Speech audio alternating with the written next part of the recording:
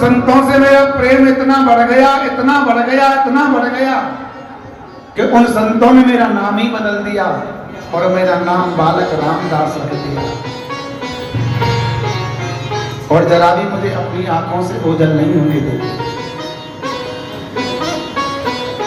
यदि मैं जरा भी इधर उधर को हो जाऊं, अरे बेटा, अरे बच्चा रामदास, अरे कहां गया, ऐसी उन संतों के चरणों में मेरी भी अनुरक्ति हो गई और उन संतों को भी मुझसे विशेष प्रेम हो गया। अब संतों का सत्संग मिलने के बाद मेरी मनस्थिति ऐसी बनी कि ये संसार मुझे जंगल के समान लगने लगा। ऐसी अनुरक्ति मेरे भगवान के चरणों में है। एक दिन जब मुझे पता लगा कि संत अपना व्रत पूजन करके जाने वाले, व्रत पूरा करके जाने वाले, तो मैं गया और संतों के चरणों में गिर पड़ा और बोले, बाबा मुझे भी अपने साथ लेके चलना। लेकिन न जाने कैसे मेरी माँ को भनक लग गई कि मेरा पुत्र आजकल कुछ बहकी बात करने लगा है। तो मेरी माँ रात्रि में उठ करके ले जाना, क्योंकि मेरी बुढ़ापे की लाकड़ी है, मेरे बुढ़ापे का सहारा है। चरणों में गिर पड़ा। संत बेचारे बड़े धर्म संकट में फंसे। माँ कहती है मेरे पुत्र को मत ले जाना, और पुत्र कहता है कि मुझे संसार में नहीं रखना। संतों ने मुझे बुलाया और बोले बेटा, हमने तुम्हें क्या बताया, जो वेद का सार है वो क्या बताया? बोले आपने बताया आचार्यो देवो भव। माता को देवी मानो, पिता को भगवान मानो और गुरु के आदेश का पालन करो। देखो बेटा, तुम्हारे पिता महाराज अब है नहीं इस दुनिया में।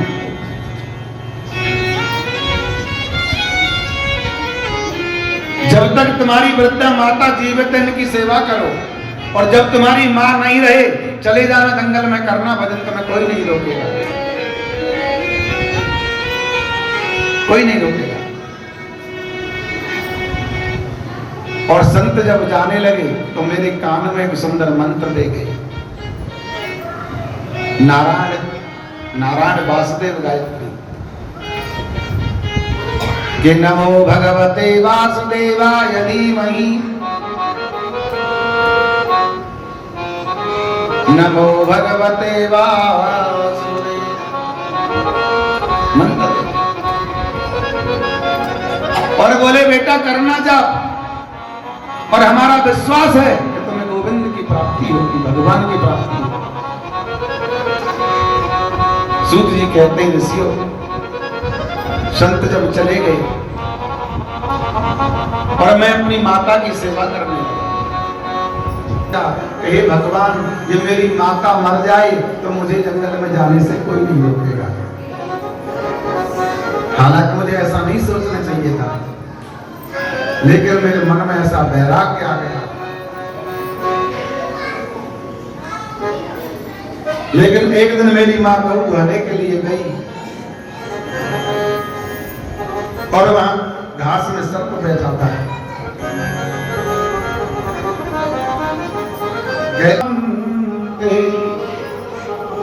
सर्पोदस पत्यास्पण कृपणं कालनो मां की मृत्यु हो गई। और जब मेरी मां की मृत्यु हुई तो मैं बड़ी जोर जोर से रोया, और जब मैं जोर जोर से रोया तो मेरी एक आंख से गर्म आंसू निकले और मेरी एक आंख से ठंडे आंसू निकले। देखो आंसू भी दो प्रकार के होते हैं, ठंडे और गर्म। व्यक्ति जब दुख में रोता है तो आंसू गर्म निकलते हैं, और व्यक्ति जब खुशी में रोता है तो आंसू ठंडे निकलते हैं। मेरा बच्चा क्लास में प्रथम श्रेणी लेकर के आया हो और अपनी माता को लाकर के जब प्रशांत दे, बोले माता आज मुझे क्लास में सबसे पहला नंबर मिला है। जिस समय माँ जो हर्ष में खुशी के जो आंसू निकलते हैं वो ठंडे होते हैं और दुख के जो आंसू होते हैं वो गर्म। नारद जी कहते हैं मुझे दुख भी था और मुझे खुशी भी। खुशी किसकी थी? खुशी तो इस बात की थी कि रोज कहती थी ऐसा मत करो, ऐसा मत करो, ऐसे करो, ऐसे करो, अब मुझे कोई नहीं रोकेगा जंगल में जाने से। कहते हैं सोने ऋषियों से ऋषियों, मैंने अपनी माता को मृत्यु को परमात्मा की कृपा समझा और मां का अंतिम संस्कार किया। अंतिम संस्कार और अंतिम संस्कार करने के बाद में मैं सीधा हिमालय की ओर चला गया और वहां जाकर के बस भजन करने लगा। भजन करने लगा और भजन करते करते मेरी मन स्थिति ऐसी बन गई कि मैं कभी भजन करते करते रोने लगता, कभी हंसने लगता, कभी नाचने लगता, कभी गाने लगता। मेरा ऐसा मन हो गया, ऐसी स्थिति बन गई।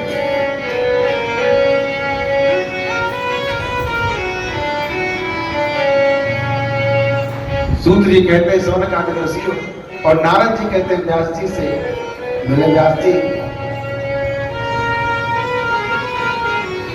एक दिन में भजन करते करते मुझे रोना आया, बड़ी तेज तेज में रोने लगा। तो एक अद्भुत सी झांकी मेरे आंखों के सामने से गुजरी और बोली, बोले बेटा अभी तेरा संस्कार शेष है,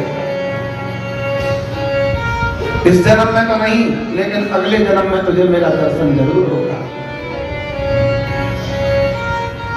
और नारद जी का जब प्राणांत हुआ और मरने के बाद जब नारद जी मुझ बालक रामदास का जो जन्म हुआ, अब लोग मुझे देवर्षि नारद के रूप में जानते हैं और ब्रह्मा जी का मानस पुत्र के रूप में जानते हैं। और देवदत्ताम वीणाम सर्व ब्रह्म विभूषिता, स्वयं भगवान नारायण का दिया हुआ पीड़ा मेरे हाथ में रहता है और सब पीड़े पर मैं 24 घंटे परमात्मा की कथाओं का गुणगान करता रहता हूँ। बोलो जय श्री कृष्ण, गुणगान करता रहता हूँ। नारद जी कहते हैं जब बालक रामदास संतों की कृपा से देवर्षि नारद बन सकता है तो आप भागवत की रचना क्यों नहीं कर सकते? क्यों नहीं कर सकते? नारद जी ने व्यास जी के कान में चतुश्लोकी भागवत का दान किया और उसी भागवत को व्यास जी ने 18,000 श्लोकों में प्रणत किया। बृहद भागवत की रचना, भागवत जी में 18,000 श्लोक हैं और 335 अध्याय हैं। ऐसी सुंदर भागवत का रूप है। अब भागवत की रचना तो हो गई लेकिन भागवत श्रवण कैसे कराएं? भागवत श्रवण का अधिकारी वही है जिसने काम और क्रोध दोनों को जीता है। व्यास जी ध्यान लगा करके देख रहे हैं, बोले ब्रह्मा की सृष्टि में ऐसा कौन है जिसने काम और क्रोध दोनों को जीता है? दोनों को जीता है। ध्यान लगा करके देखा, ओहो मेरा ही और पुत्र केवल संसार में ऐसा है सुखदेव जिसने ब्रह्मा की सृष्टि में एक सुखदेव जी ही ऐसे ही जिसने काम और क्रोध दोनों को जीता। लेकिन यह सुखदेव जी को लाए कौन? लाए कौन? अब व्यास जी ने अपने छोटे छोटे शिष्यों को बुलाया और शिष्यों को बुलाने के बाद में व्यास जी ने उन शिष्यों को कुछ आधे अधूरे श्लोक रटाए। क्योंकि निर्गुण समाधि में बैठा है वहां जाकर के आधा श्लोक गाना, आधा श्लोक गाना। अब जाकर के व्यास जी के शिष्यों ने आधा श्लोक गाया। कपीसम वैजयंतीं च माला, आधा श्लोक गाया। जैसे ही आधा श्लोक गाया सुखदेव जी की आंखें खुल गई और बोले शिष्यों से, आगे बोलो ना।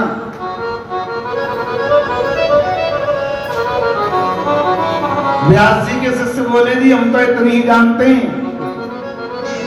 यदि ज्यादा तुम्हें जानना है तो तुम्हारे पिताजी के पास में से 18,000 श्लोक है, चलो। सुखदेव जी ने सोचा होंगे, फिर बैठ गए। शिष्य लौट करके गए। व्यास जी बोले क्या हुआ? बोले जी एक बार तो आंखें खोली थी लेकिन दोबारा प्रतिबंध कर ली। बोले अब के दोबारा जाओ, फिर दोबारा कुछ आदेश रूप अब की बार कष्ट की करुणा की कथा कही। शिष्य पहुंचे और आधा श्लोक फिर गाया कि अहो भकीयम कालकूटम जिज्ञासपाय यदा यसाध्यपि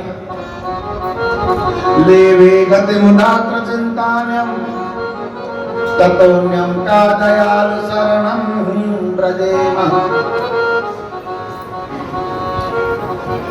अहो देखो तो सही इस पूतना को, इस तरह से विष लगा करके लाई मेरे गोविंद को मारने के लिए, लेकिन मेरे प्रभु ने पूतना के दुर्गुणों को भुला दिया और उसे मात्र गति प्रदान कर, मात्र गति।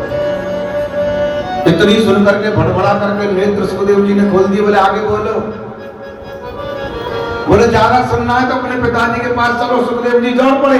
बोले पिताजी पिताजी पिताजी मुझे भागवत सुनाओ, मुझे भागवत सुनाओ। लेकिन व्यास जी ने सोचा, बोले दुनिया के सामने मैं कहूं कि मेरे पुत्र ने काम और करो दोनों को जीता है तो लोग कहेंगे कि अपने पुत्र की अपने मुंह से बड़ाई करते हैं। इसलिए हमारी जो सम्राट है पृथ्वी के जनक जी महाराज है, सुखदेव जी से बोले बेटा यदि तुम्हें भागवत श्रवण करनी है तो पहले जनक जी के दरवाजे पर जाओ और वहां जाकर के कुछ वेद के वेदांत के बारे में जानकारी करो, सत्संग करो, जब तुम्हें हम कथा श्रवण कराएंगे। अब सुखदेव जी जनक जी महाराज के पास गए और व्यास जी ने जनक जी को पहले ही सूचित कर दिया। बोले मेरा पुत्र आ रहा है, परीक्षा लेकर के देख लेना, मेरा पुत्र आ रहा है। अब सुखदेव जी व्यास जी के दरवाजे पर पहुंचे और व्यास जी के दरवाजे पर जाकर के सेवकों से बोले भैया हमें जनक महाराज से मिलना है, उनका दर्शन कब सुलभ होगा, कैसे होगा,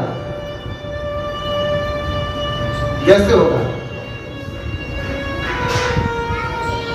सेवकों ने सूचना दी। बोले महाराज कोई संत कोई दरवाजे पर खड़े और बिल्कुल अवधूत संत है, चाहते हैं कुछ बताइए क्या करना है। जनक जी ने सेवकों से बोल दिया, बोल जाकर के बोल दो उनसे कि अभी हमारे पास 5 दिन कोई समय नहीं है, खड़े रहें। सुखदेव जी सुनते खड़े। 2 दिन हुए, 3 दिन हुए, जब 4 दिन व्यतीत हो गए, 4 दिन जब व्यतीत हो गए तो जनक जी ने सेवकों से कहा, बोल जाकर के देखो उनके चेहरे पर जरा भी क्रोध हो तो उनसे कह दो कि यहाँ कोई वेदांत नहीं, वेद नहीं पढ़ाया जाता, कोई उदासी नहीं है, कोई क्रोध नहीं है। लेकिन जनक जी ने नगर की सुंदर सुंदर कन्याओं को, नयवती नारियों को इशारा कर दिया। अब कोई जनक जी का आलिंगन करके बैठी है सुखदेव जी का, कोई सुखदेव जी को पंखा चल रही है, कोई सुखदेव जी के चरण दबा रही है। जनक जी ने सेवकों से कहा, बोल देखो इनके मन में जरा भी कोई काम का विकार आए तो कह दो कि यहाँ कोई वेद नहीं पढ़ाया जाता। लेकिन सेवक बोले, महाराज वो तो ये भी नहीं जानते स्त्री क्या है और पुरुष क्या है, स्त्री पुरुष का भेद भी नहीं जानते। जनक जी महाराज को लगा कि मैंने बहुत बड़ा अनर्थ कर दिया। जनक जी महाराज आए और सुखदेव जी के चरणों में गिर पड़े और बोले, प्रभु मैं क्या आपको वेदांत क्या वेद पढ़ा, आप तो स्वयं वेद के अधिष्ठाता और पूरे त्रिलोकी में ये कहलवा दिया, पूरी त्रिलोकी में ढोल पिटवा दिया, दौड़ी पिटवा दी कि ब्रह्मा की सृष्टि में एक ही व्यक्ति ऐसा सुखदेव जिसने के काम और क्रोध दोनों को जीता है। अब सुखदेव जी ने, व्यास जी ने सुखदेव जी को श्रीमद् भागवत अमर कथा श्रवण करा और यही अमर कथा भगवान सुखदेव ने या परीक्षित को श्रवण कराई। बोलो जय श्री कृष्ण। बोले जी परीक्षित को कथा श्रवण क्यों कराई?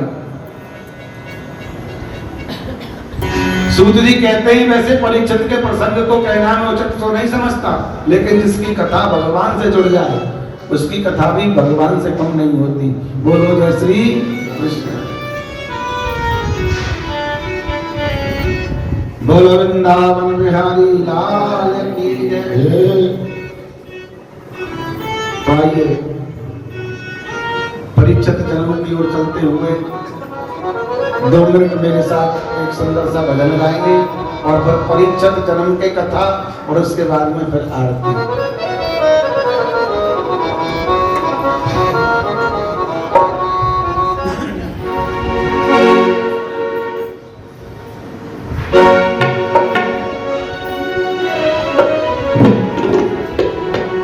तेरी भोली सी सूरत समरिया,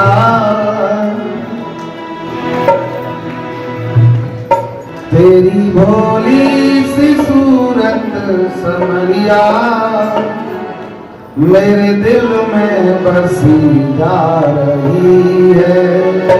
तेरी भोली सी सूरत समरिया मेरे दिल में बसी जा रही है। तेरी भोली सी सूरत समरिया मेरे दिल में बसी जा रही है। तेरी भोली सी सूरत समरिया मेरे दिल में बसी जा रही है। तेरी भोली सी सूरत समरिया मेरे दिल में बसी जा रही है। तेरी भोली सी सूरत समरिया मेरे दिल में बसी जा रही है। कैसे भी तेरी दादा अब तो पहले से भी तेरी दादा ना जाने क्यों याद आ रही है। अब तो पहले से भी तेरी दादा ना जाने क्यों याद आ रही है। तेरी भोली सी सूरत समरिया मेरे दिल में बसी जा रही है। तेरी भोली सी सूरत समरिया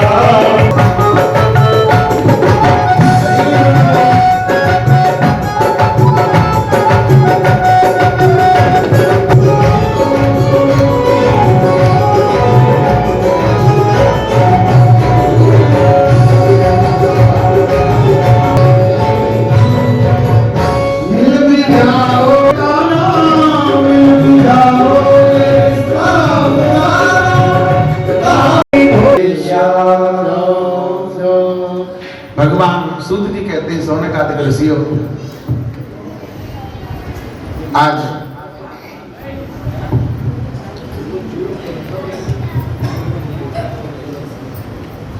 कौरव पांडवों का जब युद्ध की तैयारी हो रही है,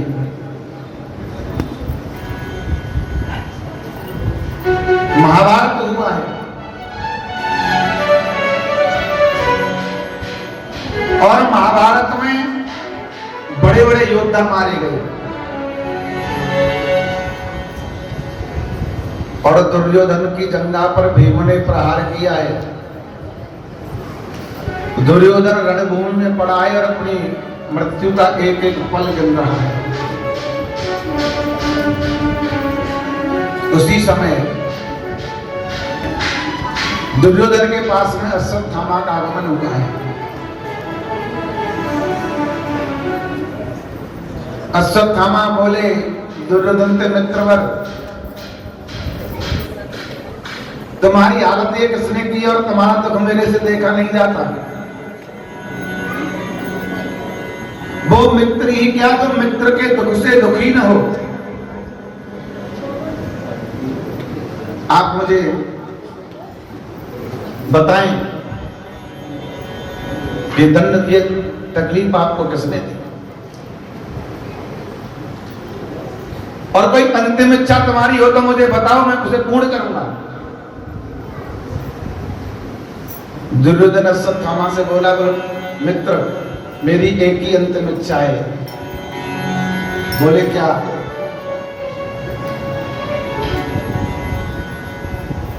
बोले मैं अपनी आंखों से पांचों पांडवों को मरा हुआ देखना चाहता हूं, मरा हुआ देखना चाहता हूं। अश्वत्थामा बोला, आप समझ लो कि पांडव मारे गए। अश्वत्थामा चला है और जहां पांडवों के तंबू लगे थे वहीं पहुंचा, लेकिन जिसका रक्षक मेरा गोविंद है उसे कोई नहीं मारता। सारी दुनिया रूठे, एक तू न रूठा चाहिए। सारी दुनिया रूठ जाए लेकिन मेरा प्रभु नहीं रूठे। देखा तो पांडव तांड पट्टा सो रहे हैं, लेकिन दरवाजे पर मेरे गोविंद छड़ी लेकर के खड़े हैं। क्योंकि जाकूरा कैसाइया मार सके नहीं कोई, बाल न बाको कर सके चाहे जरूर। अर्जुन की नींद खुली और भगवान देखा दरवाजे पर छड़ी लेकर के खड़े हैं। अर्जुन बोले, प्रभु आप सोए नहीं। कृष्ण बोले, आप तो सब सो रहे हैं ना। बोले, महाराज जब जीवन की बागडोर आपके चरणों में सौंप दी तो हम तो सोएंगे। भगवान अलग जगह पर। और सूत जी कहते हैं, सौनक ऋषियों, पांडवों को तो कन्हैया ले गए, लेकिन उसी तंबू में द्रौपदी के 5 पुत्र सोए थे। अश्वत्थामा आया और तंबू में प्रवेश किया और द्रौपदी के 5 पुत्रों के शीश काट करके ले गया, और जहां दुर्योधन अपनी मृत्यु का एक एक पल गिन रहा है वहीं पटक दिया। और बोला, बोले महाराज मैंने पांडवों को मार दिया। दुर्योधन से बोला, बोले मैं कैसे समझूं कि तुमने पांडवों को मार दिया। बोले महाराज मैं 500 के सिर काट के लाया हूं। अश्वत्थामा बोला, और जैसे ही सरों को मसल मसल करके देखा और प्रकाश चला करके जब देखा है, जो दुष्ट अपने जीवन में कभी रोया नहीं, जो वीर अपने जीवन में कभी रोया नहीं, आज रुकियों से रो पड़ा। और बोले, मित्रवर तुमने ये क्या किया? हमारा तो वंश पहले ही निर्वंश के कगार पर था, और आज आपने द्रौपदी के पुत्रों को मार करके हमारे वंश को निर्वंश कर दिया। और रोते रोते अश्वत्थामा ने अपने प्राणों को छोड़ दिया, दुर्योधन ने अपने प्राणों को छोड़ दिया। इधर मैं प्रातः काल हुआ, प्रातः काल हुआ, द्रौपदी जब तंबू में गई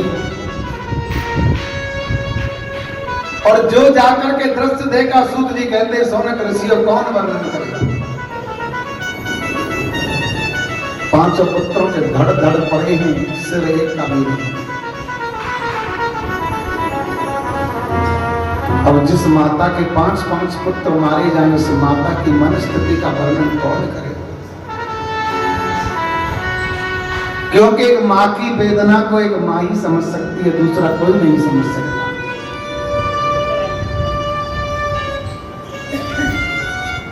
द्रौपदी बैठी बैठी कुरई की भांति कर्ण क्रंदन कर रही है और मन में सोचा कि मेरे पुत्रों ने दुष्ट अश्वत्थामा का क्या बिगाड़ा था। आया और मेरे अबोध बालकों के शीश काट करके ले गया, क्या बिगाड़ा था। द्रौपदी रो रही है, नेत्रों से अश्रुओं की धार बह रही है,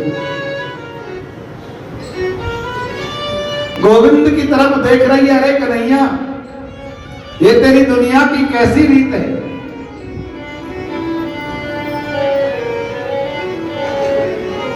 अरे क्या बिगाड़ा था मेरे निरपराध अबोध बालकों ने।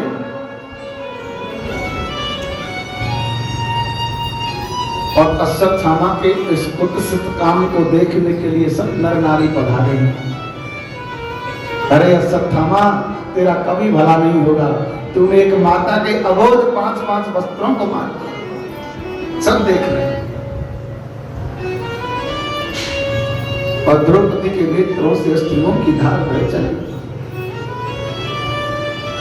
और गोविंद से बोली, लाला, अरे गोविंद,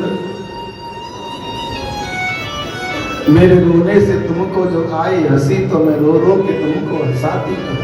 अरे कन्हैया, यदि मेरे रोने से तुम्हें प्रसन्नता मिलती है तो मैं रोती रहूंगी, चाहे मेरे 5 पुत्र क्या मेरे कितने भी पुत्र चले जाए। आप प्रसन्न रहो, क्योंकि आपकी प्रसन्नता में ही मेरी प्रसन्नता है। आप प्रसन्न रहो।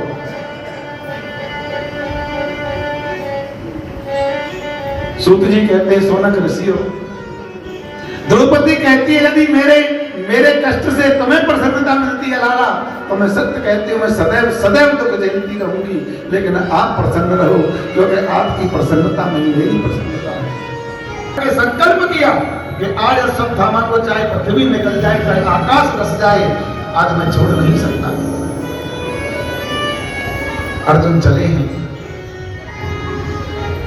अश्वत्थामा ने अपने ओर आते हुए अर्जुन को देखा और मन में सोचा कि अर्जुन तो मुझे मार ही डालेंगे। तुरंत अर्जुन पर ब्रह्मास्त्र का प्रयोग कर दिया है। ब्रह्मास्त्र को अपने और आते देख करके अर्जुन घबरा गए और बोले,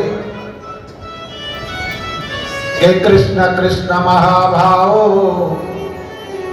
भक्तानां भयंकर। हे कृष्ण, हे महाभाव, मेरी रक्षा करो, मेरी रक्षा करो, ये ब्रह्मास्त्र मुझे जला करके भस्म कर दे। सूत जी कहते हैं, सोनक ऋषियों, अर्जुन ने दौड़ कर